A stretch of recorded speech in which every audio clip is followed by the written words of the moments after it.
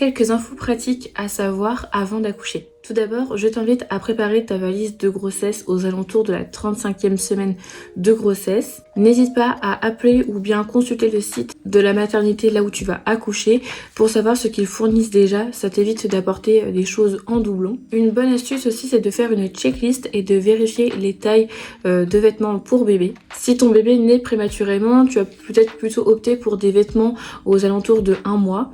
Et si admettons c'est un bébé qui naît à terme ou même après le terme, eh bien tu peux plutôt opter pour des vêtements de la taille de 3 mois environ. Ça c'est vraiment pour être sûr que tout soit adapté. Mais bien sûr tu peux prendre des deux. Moi j'ai pris une taille 1 mois, une taille 3 mois, comme ça au moins j'ai ce qu'il faut dans la valise de maternité si besoin. Si tu te sens un peu perdu et que tu souhaites un accompagnement personnalisé, sache qu'il existe des métiers en dehors des professionnels de la santé qui peuvent t'accompagner.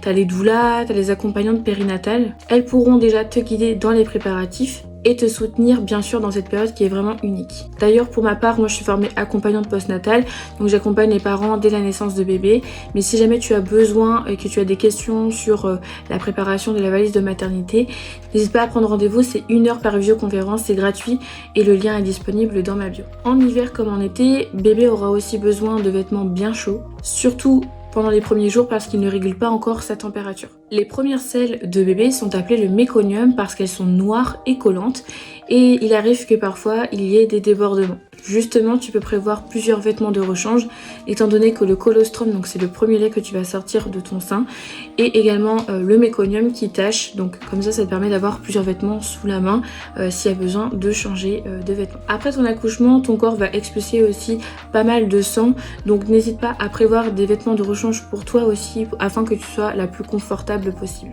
Quant au premier bain de bébé, il peut avoir lieu à la maternité si tu as besoin d'être soutenu par les professionnels de la santé et qui puissent t'accompagner sur comment ça se déroule, ou alors tu peux commencer le premier bain à la maison, ou alors il y a une autre option aussi, c'est que le premier bain peut se faire avec une séance de bain thérapeutique. Généralement on essaye d'attendre avant de donner le premier bain de bébé parce que il a une couche blanche en fait sur la peau, je sais plus comment ça s'appelle, mais en fait qui sont de plein de bonnes ressources pour lui et elle est nécessaire. Mais encore une fois, chacun fait comme bon lui semble. Si tu as des enfants aînés, offrir un petit cadeau de la part de bébé permet déjà en fait de créer le lien entre bébé qui vient de naître et également les plus grands de la fratrie. Voilà, si tu as d'autres infos pratiques à partager dans les commentaires, n'hésite pas à l'écrire, ça pourra grandement nous aider. Et sur ce, moi je te dis à bientôt, prends soin de toi.